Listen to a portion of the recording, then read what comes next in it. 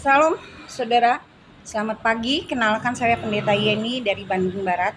Benar saudara, ketika kita sudah mengikuti Camp Heart of Leaders ini benar-benar sangat memberkati dan saya terlepas, bebas.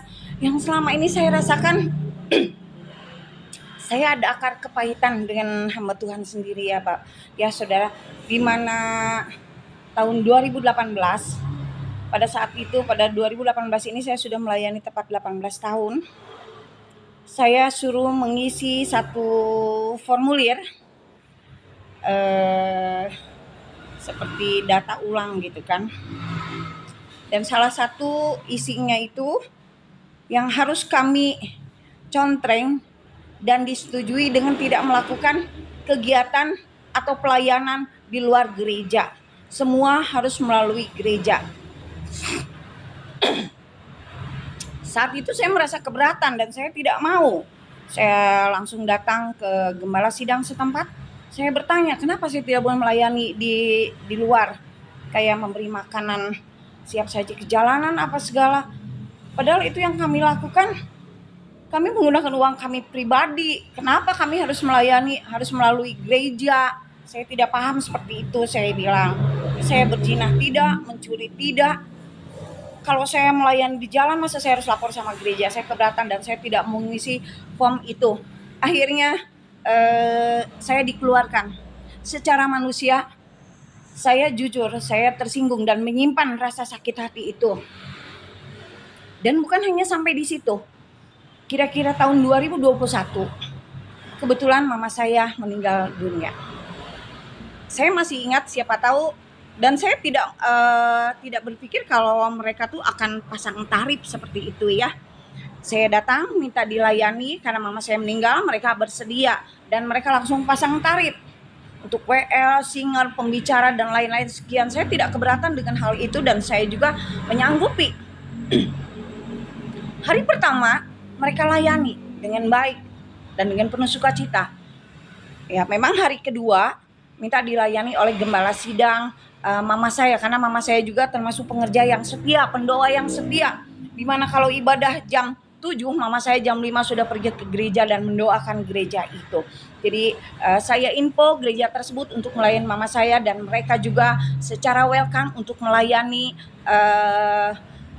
saat itu pelayanan kedukaan. Dan hari ketiga kebetulan ada permohonan dari Rantai Doa Nasional. Saya pikir supaya kita juga ada foto-foto yang tersimpan dari RDN. Jadi saya bilang begini, Pak, mungkin untuk hari ketiga akan dilayani oleh RDN. Saat itu pendeta yang kami minta di hari pertama itu dia mungkin agak kecewa. Tapi saya bilang, nggak apa-apa Pak, kalau masalah fee saya bayar full semua. Nah, terus dia langsung saat itu juga bicara, kalau besok di pemakaman kami tidak bisa melayani. Kenapa Pak? Saya bilang begitu. Karena kami ada perlu mau keluar seperti itu. Yang saya kaget, besoknya tanpa pemberitahuan, alat-alat musik semuanya diambil. Tanpa pemberitahuan, sedangkan kami akan doa pelepasan itu jam 9. Mereka mungkin mengambil itu sekitar jam 7 atau setengah 8 atau jam berapa saya tidak tahu, karena saya datang ke situ jam 8 alat musik semua tidak ada. Saya kaget dan saat itu saya telepon, Pak, alat musik semua dibawa, berarti hari ini benar-benar tidak ada pelayanan WL Singer seperti itu ya Pak ya? Oh gitu ya Bu ya, saya nggak tahu itu. Ya sudah, saya tanpa berpikir panjang, secara manusia saya sangat-sangat kecewa. Coba kalau misalnya jemaat biasa diperlakukan seperti itu, bagaimana bisa mempersiapkan 1 jam untuk pelepasan jenazah ya. Tapi saya bersyukur banyak orang yang meminta pelayanan. Dia berpikir bahwa semasa COVID itu tidak gampang juga mencari hamba Tuhan untuk melayani. Sebetulnya banyak yang meminta kepada saya, cuman saya mengingat juga saya pernah pelayanan di situ lama. Akhirnya saya meminta juga kepada beliau. Singkat cerita, pelepasan itu terjadi. Pelepasan jenazah saya datang, tapi apa yang terjadi?